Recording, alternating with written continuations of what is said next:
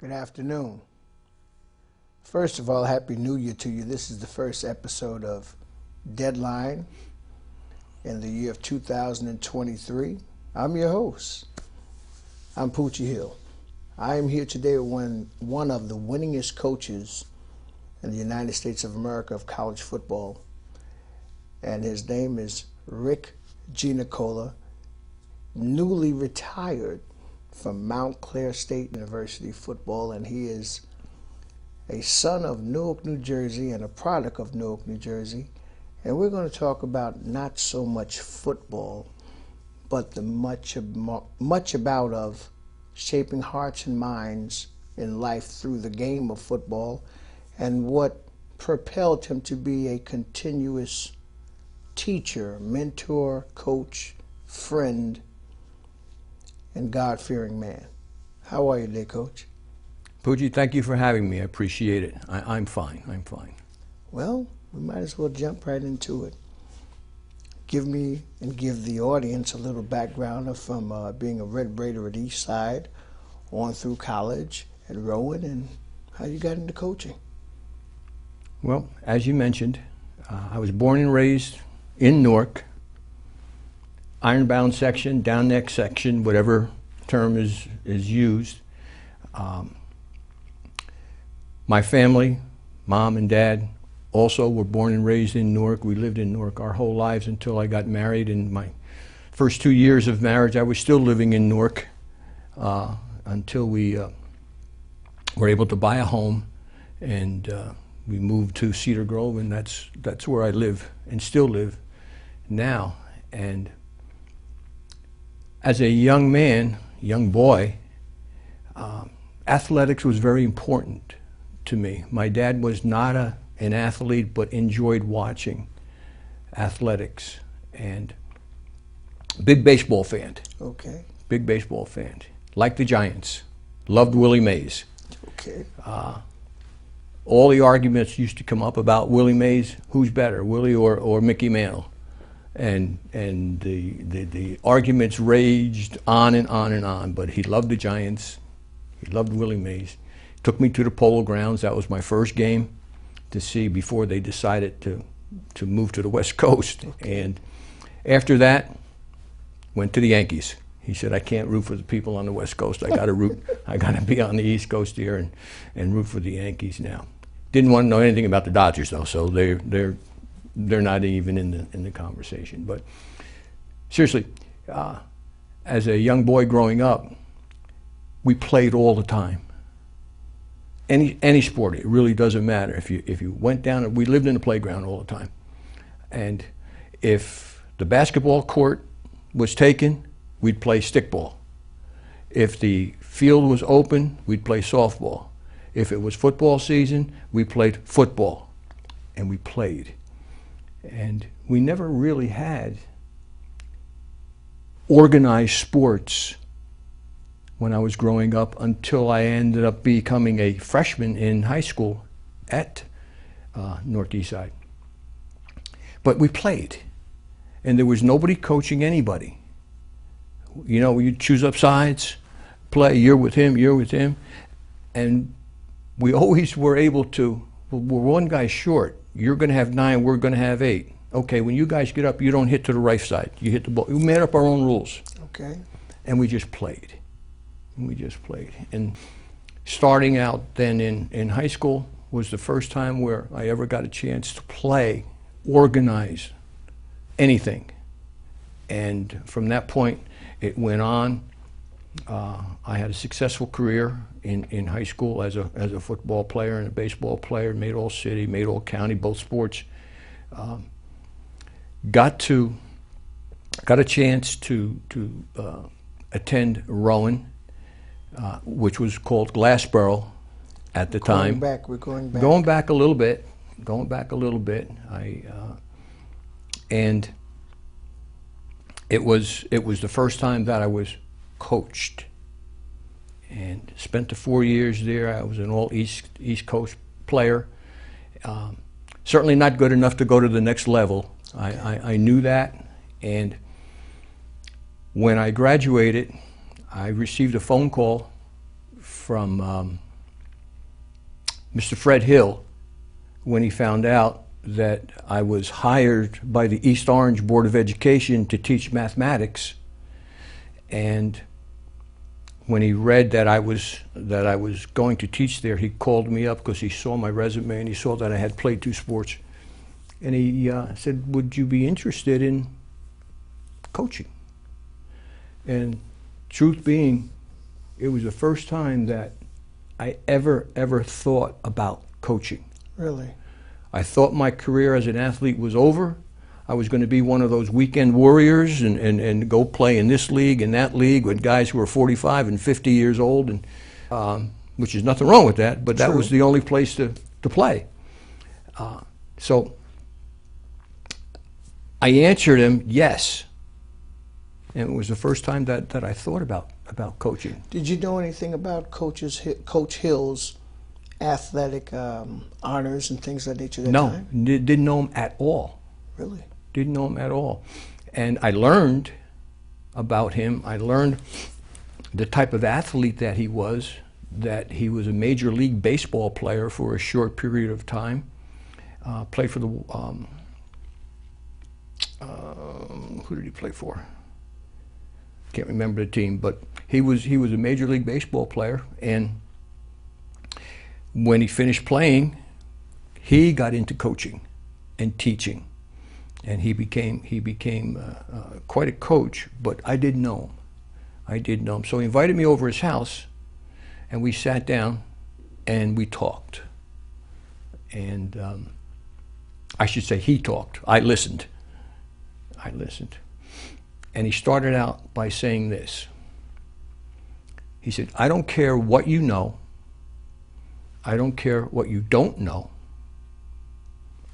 I don't care what you think you know." Right away, he blew me away with that.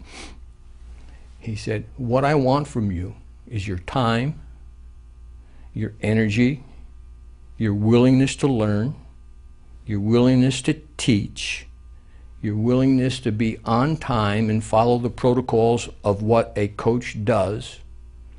Anything after that, I'll teach you." Well, and he blew me away with that one. Speaking on that there, I would like to say a little bit about Coach Hill. I had the pleasure of meeting him through you, and I found out that him and Milt Campbell, the Olympian, were both All-State in 1950. That's right, on the same team, yes. And he was a phenomenal athlete for Clifford J. Scott. The man that I met was very ingenuitic, very frank, but most definitely welcoming and approachable, and was willing to assist you in any way he possibly could. Getting back to you wanting to go to college and then being accepted in college, you have to give the story of you wanted to go to Montclair State, where you eventually ended up. And it's kind of funny how you wanted to go there and play with your honors and stuff, but they chose for you not to come there, so you were to be one of their arch rivals in competition. Well, it wasn't a question of not wanting to go there. I didn't get accepted there. Okay. My high school grades were pretty good. Okay. My SAT scores were not very good. Okay. And in those years, the SATs scores carried a lot of weight for admissions into most schools. And I was rejected. My father was very upset. He did not want me to go away. Now, I had some letters from schools down the East Coast in Carolina, and he said, "No, you're not going there. You're not going out of the state. You're staying here." I guess he wanted to keep his eye on me a little bit. Not to say that I was a bad kid, but you know, he wanted to keep his eye on me. And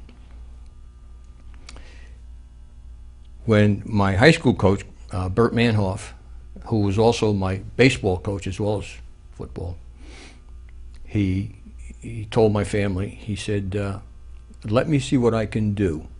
And he called up the head football coach at Rowan, which was called Glassboro at the time. Dick Wacker, the head coach, they were teammates at Rutgers. He made the call, said, I have a young man here I think can help you. What does he need to do? And he gave me the paperwork information, and I filled it all out, and I got accepted. He helped get me in. And you know, the first year that I was there as a freshman, the school was just, Rowan, Glassboro, was putting football back in for the first time. They had dropped football during the Korean War years. Okay. And my freshman year was the first varsity year that we were going to play a full 10-game varsity schedule. We got hammered. We got hammered. We were 0-10. We had guys trying to play football who never put a jock on before, but they wanted to come out. Next day they're gone. You know, they didn't have an idea of what it would be like. The next year, second year, we were 0-10 again. The third year, we were 1-9. And the fourth year, we were 2-8. So we won 3 games in 4 years. And people were quitting and leaving and all the issues that come up. The guys that I played high school with, a couple of them ended up going to Montclair. And the first year we played, we lost to them 22-21. And after the game we talked, and they said, why don't you transfer back? Come back and play with me and Billy and John. I said, no. Coach Wacker got me into school. He helped me. I said, I can't do that. I can't run away from him. And I stayed. And I stayed the whole 4 years there. And the senior year, as I said, we were 1-9. Things started to get better. Things started to get better for the program. It didn't show the fruits of the labor until maybe mid-70s. So you're one of the building blocks down there in football. We started it. My class was the first football class that went in. And it was a tough road. How was your baseball career there? Average. Okay. Average. You know, enjoyed playing, but I was a football player first and a baseball player second. I think if I had maybe spent more time with baseball, maybe it would have been different. Let's go from that there to how important was it to have a father, or should I say, a daddy, not just a father? My father and mother both. I'm an only child. My mom couldn't have any more children after my birth. And they supported me and helped me with almost everything in my life. When we were talking about going to college, one of the last things that was said to me by my mother, graduate. We'll pay for school for you. But you got to promise us you're going to finish. Graduate. And I always remember that, as I just recalled it for you. I knew it was important. I'm the only one of our family with the cousins who went to college and finished. Had others that went to college but didn't finish. So that was important. The proverb that says your greatest asset is your last name. You hold that in great high regard. For them, for my parents, absolutely. Before you held it for yourself to know the importance of who you were, they actually structured you to who you was to become. And it was a reflection back on them. My dad didn't finish high school. He quit when he was 16. His father died when my father was 12 years old. His dad was a shoemaker, and he had a sister and a mother to try to take care of. So I said, well, Pop, what'd you do? He kind of said, I did any job that I could get. I said, really? Yeah. I said, well, give me an idea. He said, well, probably the easiest one was stealing. I said, what?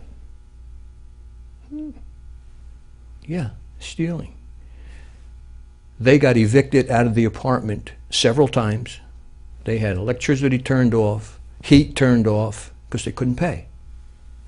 So I said, well, what did you mean by stealing? Well, in those years, the peddlers would come horse and cart, come down the street, drop off the bushels of food, bread, vegetables, milk, but they would leave it on the sidewalk because the stores were already closed. He said, me and another guy, we'd wait. I'd bring home a loaf of bread, quart of milk, and we had something to eat. We're talking about the times primarily after the Great Depression and 1922, my dad was born. And the crash of 1929, the whole country felt it. So that there speaks of the spirit to not only survive but thrive was pressed upon you at an early age of to take care of family first, and the essentialness of prioritizing what was an essential. Going from that there great statement that you spoke of your father, which I call a daddy. It's a difference in being a father and a daddy. A daddy to me is someone that cares for his child or family. He loves them more and he puts them first, period, dot. Whereas a father, he does what is naturally biological, which he has no control over, and he might be there physically and he might not. You've been blessed to have had that in your life and you've carried it on through your family now. I want to go to now, what were some of the intangibles of the city of Newark during that time in retrospect to sports, recreation, teachings, and extended home to the young kids of the time? My father and mother both, as I got older, knew how to let the rain out a little bit as I got older. But, don't break the rain or there's going to be a problem. You're going to have to explain for the audience. I know what a rein is. Okay. The rein is the piece of equipment that you put on a horse. The bit is the piece that goes in his mouth. The rein is the part where the rider holds on. And believe it or not, my dad owned horses.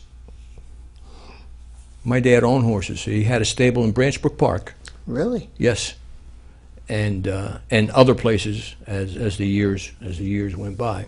So loosening up the rein simply means I'm going to allow him to kind of feel his way a little bit and make some decisions for himself. But he's still in control. But he's still the boss. See, and my mom went with that idea. But she was a little more tougher on me than him, because my dad simply had to say, you were supposed to be home at 5 o'clock. Dinner's at 5 o'clock. There were rules. Dinner was 5 o'clock. Where were you? Well, we had a game down in the playground. We were still playing. Okay. That's the last time you're late, though. See? And then he would grab me by the arm, grab me underneath there, sit me down in the chair, and said, let's talk. So there was someone that you had to answer to more so than authorities. You were more so afraid of the wrath that would come from within the household than outside officials. I had good teachers. I had good teachers. I had hard coaches. The times I was in school, elementary school, were the early 60s. I was in college from 64 to 68. And as I grew, my dad used to say these little things to me. You want a good day's pay? Then do a good day's work. How is it that something as simple as that being said to you redundantly over and over again resonated to the fact that you parlayed that to your players of football and life? Can you speak on that a little bit? Yeah. When I started coaching, I was a freshman line coach at Clifford Scott High School. That's where Coach Hill was teaching.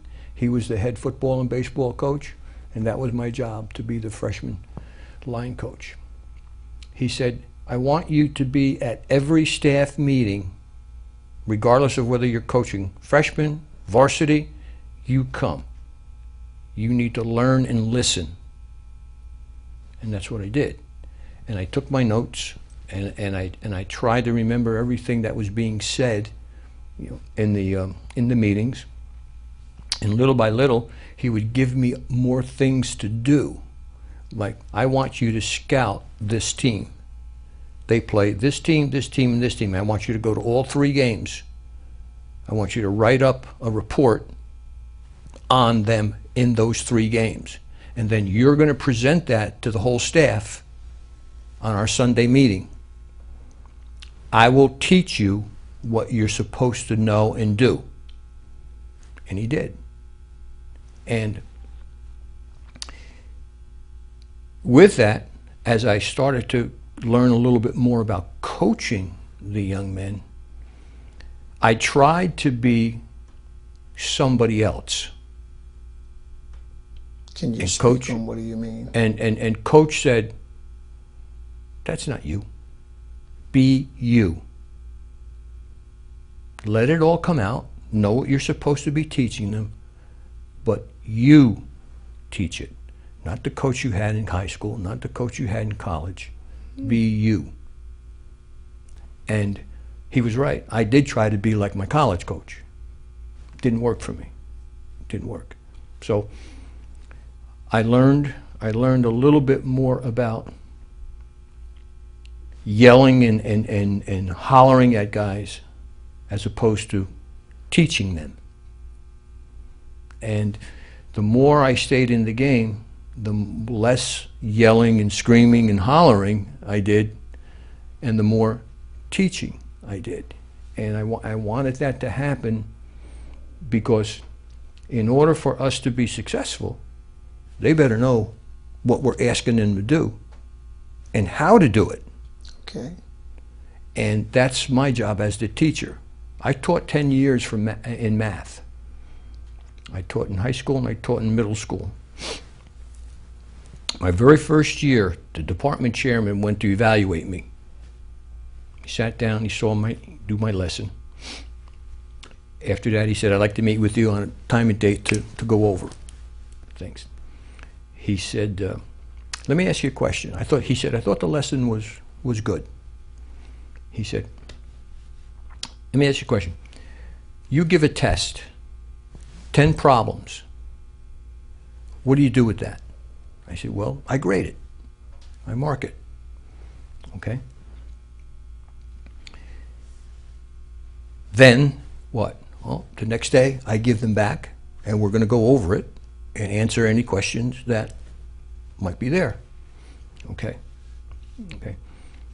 what happens in your evaluation of the test that out of the 20 kids that you had, 15 of those 20 all got question number 7 wrong? Now, I didn't know where he was going with that. So I'm pausing, I'm thinking, well, I guess I have to spend a little bit more time, with that concept. And he said, how do you do that? What he was leading up to was me making sure I know what I'm teaching, okay, to make sure that I can get them to know. Because certainly 15 out of 20, someone needs to know. Only 5 kids get it right and 15 got it wrong. That's a problem on my part. Yes. I didn't teach them well enough on that concept. And then you're going to grade them. And then I'll go back over it again with them. So I learned a little bit about teaching. And it really goes with anything that you do. When you teach, you have to prepare yourself the best way you can. That's why when I started coaching, and certainly from Coach Hill's standpoint, no coach went on the field without a practice plan. Everybody's got to have something in writing for the whole time frame, so that when you're working and you say, okay, I'm going to do these 3 things, figure out your time frame of that period. Let's say you got a 25-minute period. I'm going to put 5 minutes into this one. I'm going to put 3 minutes into that, 3 minutes into that, and 5 more minutes into that. Now, 4 segments in a 25-minute period, it's hard to cover everything. Yes. Especially when you're dealing with a position like the offensive line. Yes. You might have 10 or 11 or 12 offensive linemen. It's They tough take to up get all the them time. all. Yeah, it's tough to get them all on all those things completed. You might not complete it. See, so you have to learn how to manage the time, know what you're going to insert, and let it reflect what your coach says. This is what we're going to cover today. That's the head coach. The head coach. We're going over A, B, and C. The skills that we want are D, E, F, and we're going to practice that. So that means you've got to practice this pass protection and these 2 run plays. So that's my job then. If I'm doing the line, I got to get those kids ready. So as the head coach, basically, the head coach lets his teachers teach. Now, on the day that we all meet in the meeting for all the coaches, it is stipulated what's important in the aspect of we're going to cover this, we're going to cover that. Game day is your day as the head coach. But all during the week, the coaches are the head coach of their particular positions, correct? And if something's improper, that's when they're dealt with, or it's taken care of when we all come back together as a coaching staff. Going from that on to the aspect of the importance I've learned from you is that how important is it for an individual to be the best they can be? Not by what the statistics say, not by your last touchdown. I don't buy statistics. But mostly, how important is it that you hammer home the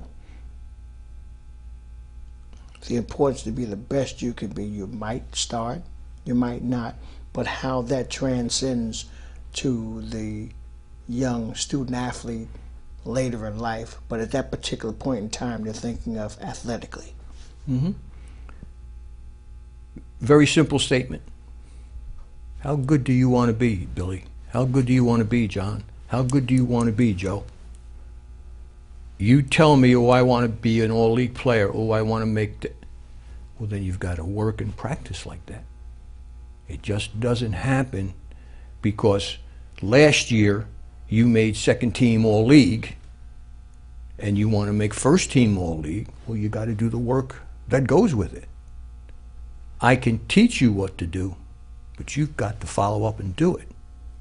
And it's important that you understand that, because every day is going to be different.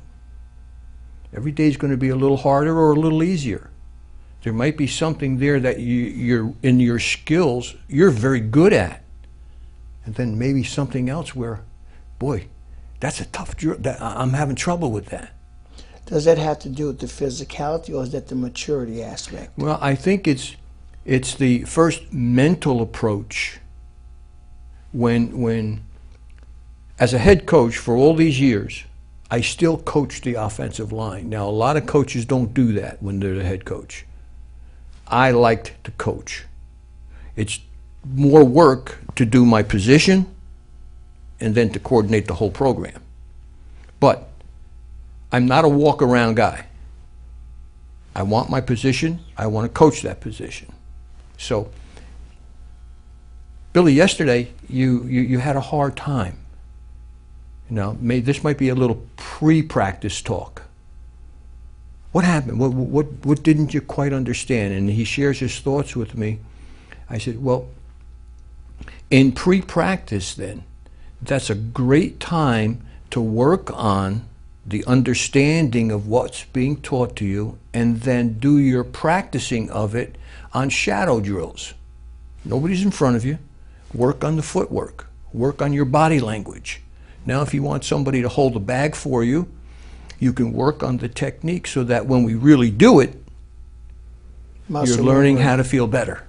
You're learning how to feel confidence. Better. See, so teaching and understanding the teaching is the first step in trying to become a better player. You know, you talk about some of the quarterbacks in the NFL. You know, I'm not a big Tom Brady fan, but it's unheard of that a guy can be 45 years old and still be in the league producing and being as good as he is. Is that because of his mental preparation? Absolutely. And consistently doing the fundamentals on his own. And he practices like he's a rookie, not because I'm Tom Brady and I've been in the league and I've made all this honors and Super Bowls and all. No, he wants to win. And he works hard enough to show everybody that I want to win. And I can lead all of you if you all do the same thing.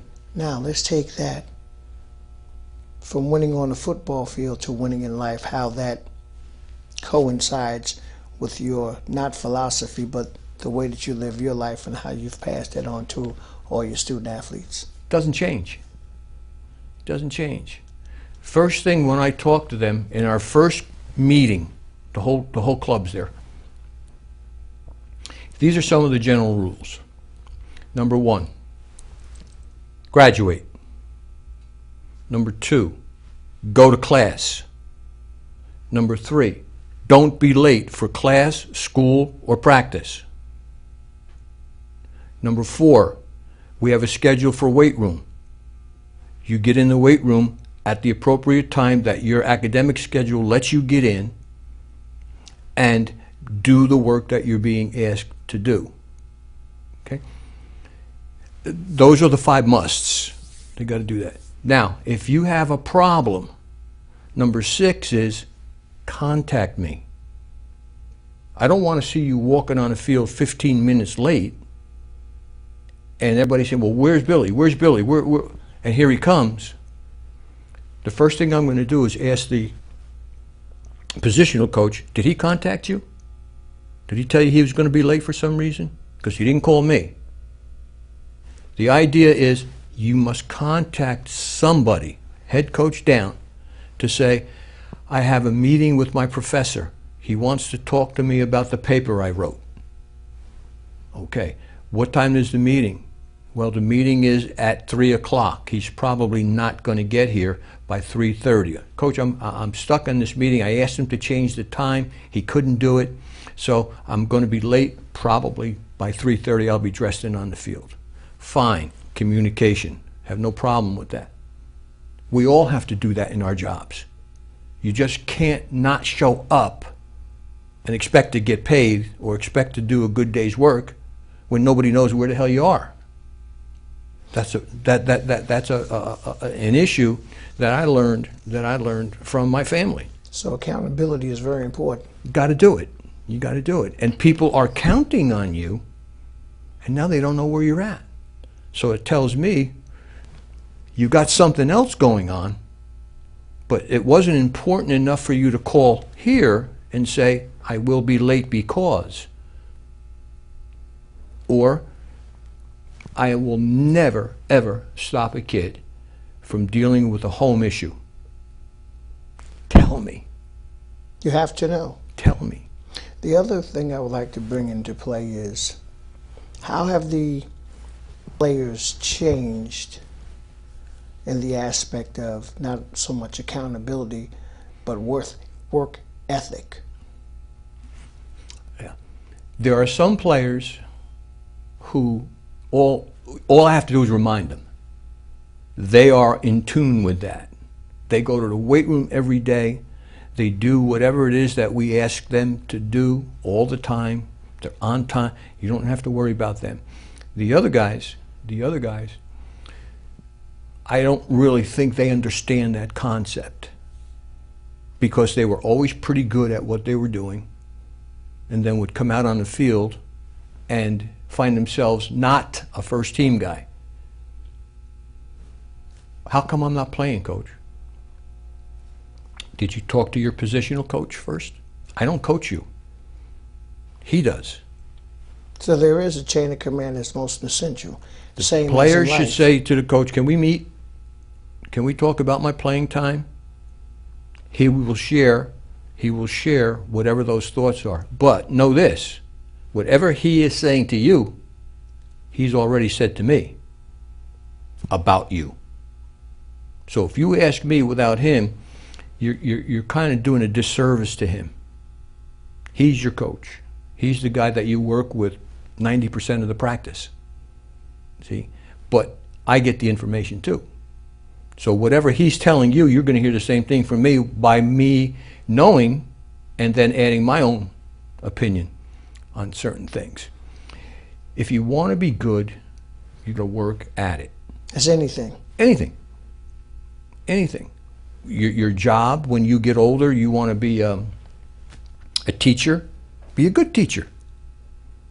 That example I gave about the principal, the department chairman, gave me a great tip on make sure I know what I'm going to teach them so they know. So it is important when you're shaping minds, and when I say shaping minds, giving them things to think of and to move forward on, shaping minds and protecting hearts. How important is it to protect a student athlete who has these great potentials but don't have the work ethic in school or on the field, and they're not focused? Well, you said it before. Be the best you can be. If you're going to set goals and lay out a plan to achieve those goals, but you don't follow it, it's going to be tough. And then when you look in the mirror, you only got that other guy looking back at you saying, it's your fault. It's your fault. See, if you do all the things that you're supposed to do, but your skill level is such that it won't allow you to advance like maybe some other player, I have no problem with that. Still be a success in life. You'll be okay with anything you do. Yeah. Because you follow through. You do what you're supposed to do the best way you can. And the bosses will see that. What did Newark do for you growing up in Newark that you really have sat back and pondered on and smiled, and maybe frowned too, of coming from a major northeastern town that is so complex, so diverse, so rich in tradition, and most importantly, wherever you go, they know you from Newark? I'm proud of that. I have nothing to hide. We had a great neighborhood. We had a great neighborhood. We had all kinds of ethnic people there. We were Italian. We had Portuguese on one side. We had Spanish on the other. We had Polish and German. And we all knew each other. my father was something. Every Saturday,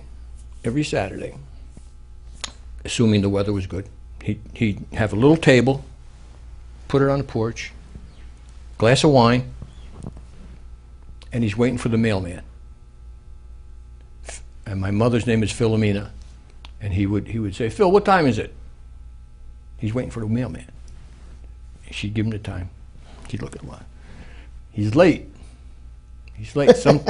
Something must have happened. He's late. Now you see where I got it from. He's late. Oh, I see the truck. Okay, here he comes. All right, put something on the stove. Cook something. Gonna give him a sandwich. Gonna give something to eat. Come on in, Joe. Come on in. No, come on in. Have a little something. That's the way they were, and that's the way the neighborhood was. But that's the town that we grew up in. Well, that's the way it is, and was. And unfortunately, I didn't know any better. That's the way I was brought up. How is the dream that is said, speaking of Martin Luther King, from a perspective, from the world aspect, that you've been blessed to have been on this journey of life a good little bit now? What is it, a dream from that time, or is it a nightmare now? It's not a nightmare. It's not a nightmare for me personally. I see and read and hear things that is a nightmare. Okay. That should not be done that way. Okay. And you've asked me this question many a time. Have today's kid changed?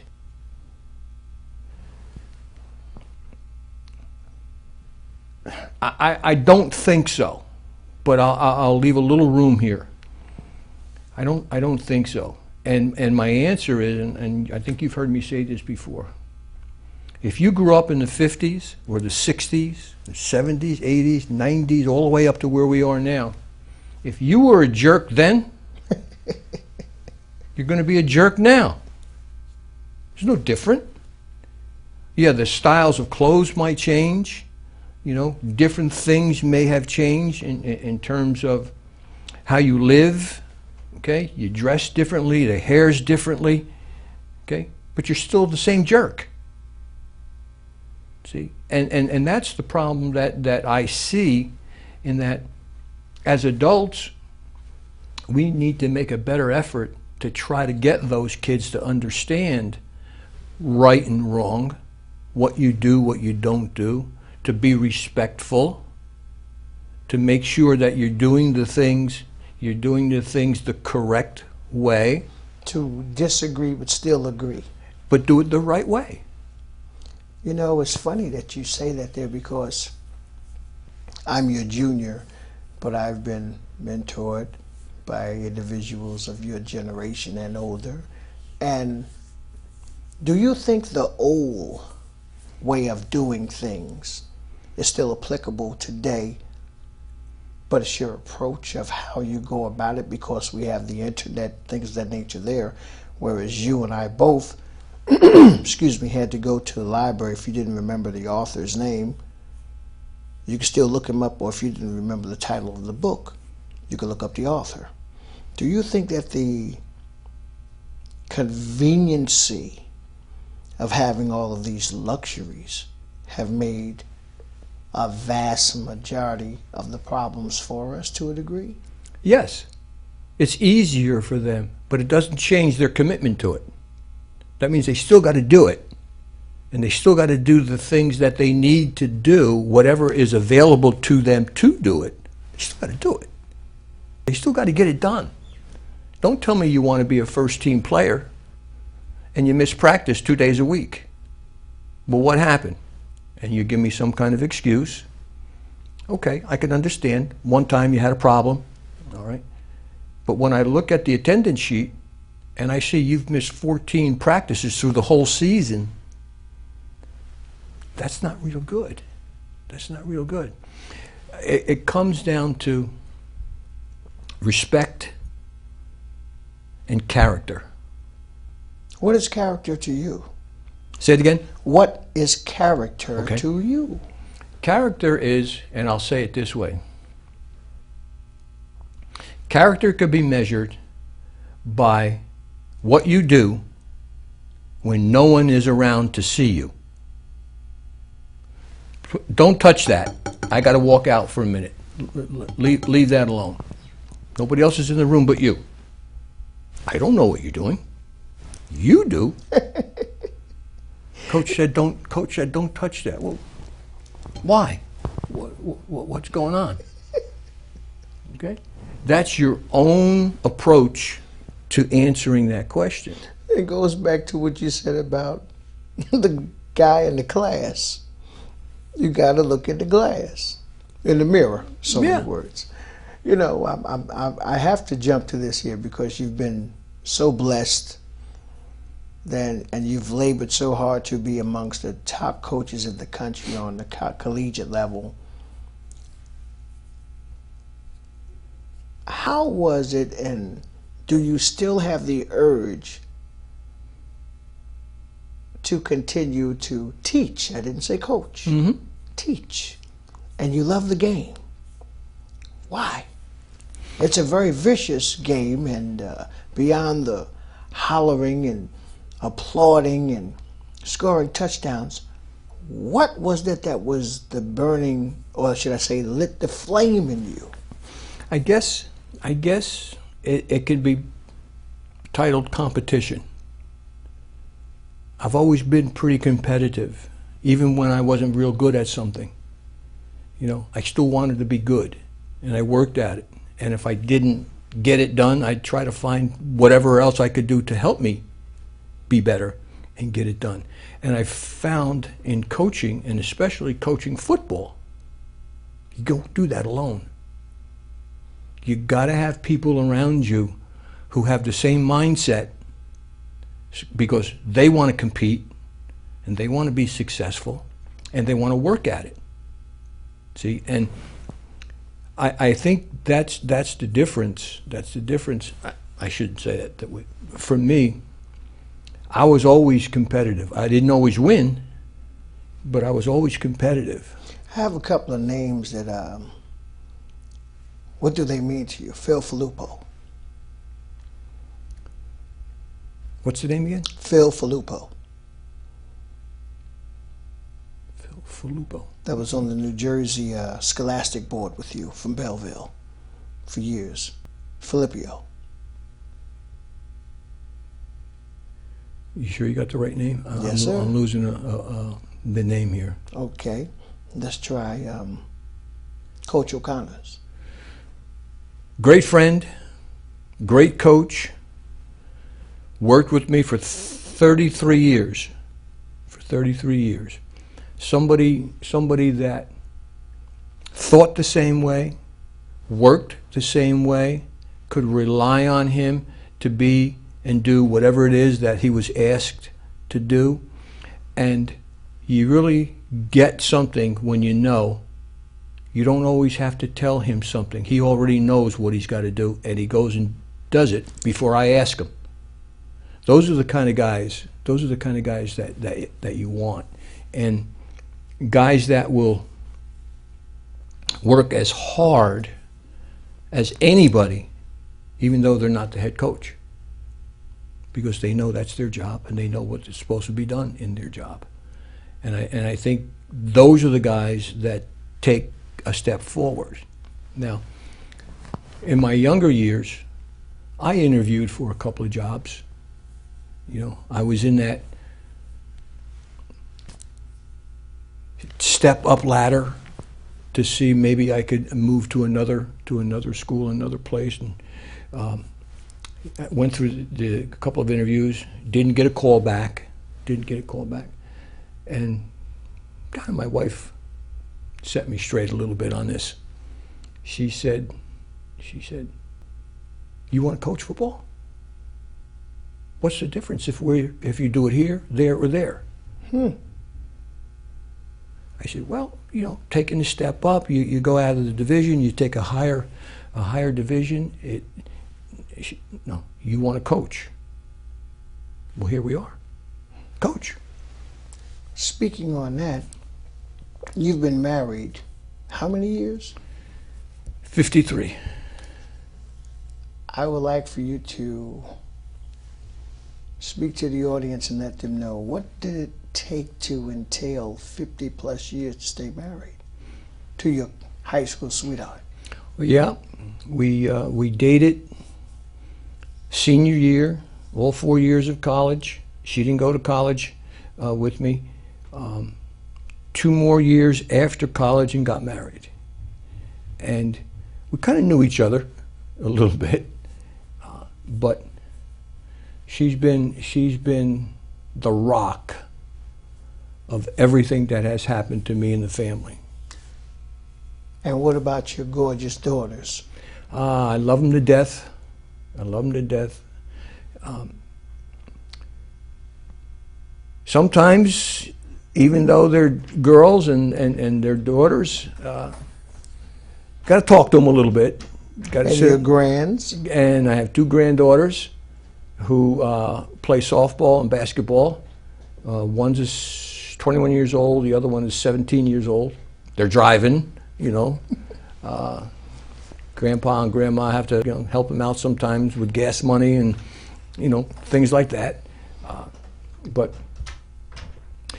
we simply try to get them to see the things that we thought were important to us and try to relate them to them.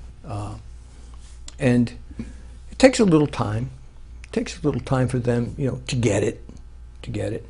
And I think they're learning it now as they develop and kind of get on their own a little bit more. And I think it's family. On that note, I would like to say to you,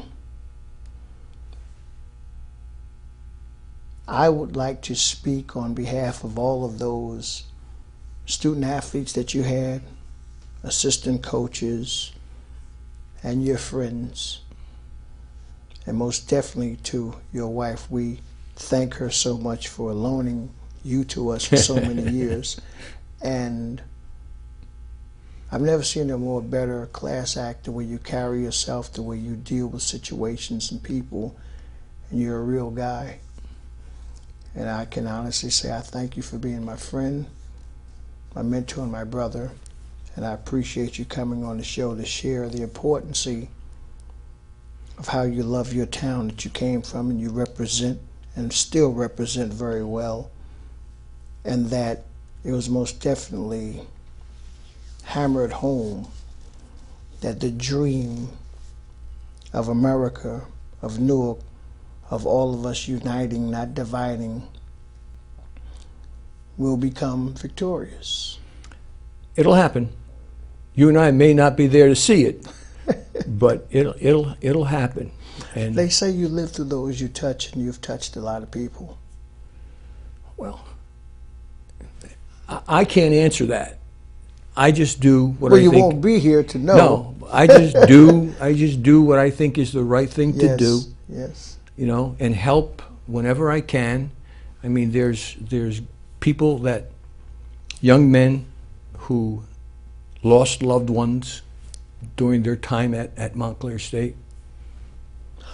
I have someone, and I think it'd be nice if you speak of him.